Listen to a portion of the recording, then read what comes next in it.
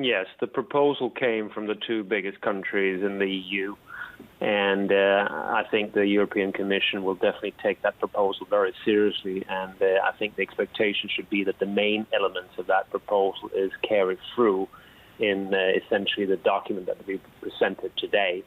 I think the key point here is that Germany has really taken an important new stance, actively supporting a dramatically expanded EU budget and explicitly aiming to use those funds to support specific countries in need.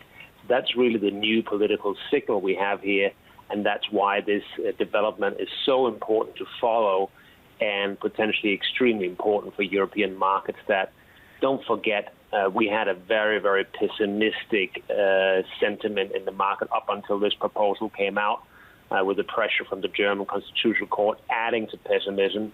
And all the flow indicators that we track, that's what we do for a living day to day, just were incredibly bearish up until this point. So it is one of those things where it could be an important turning point.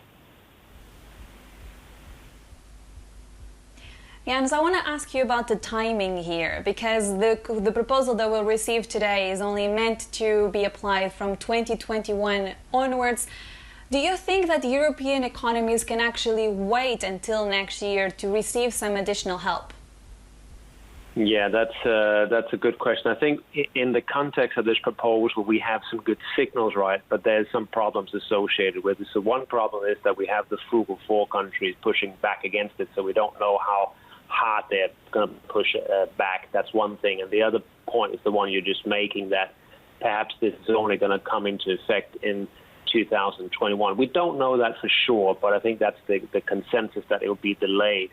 So that really puts pressure on the ECB again. The ECB is going to work as a kind of bridge. And we saw some interesting comments from the French central bank governor yesterday that essentially suggested that the ECB would need to step up its emergency QE. So we have very interesting tension between the German Constitutional Court, the pushing back, policymakers in Brussels and so forth, trying to say, okay, we're doing something on the fiscal side, but the ECB still being forced to step up its game. So that's a very, very complicated development, but I think most likely the ECB will have to do the heavy lifting in the short term.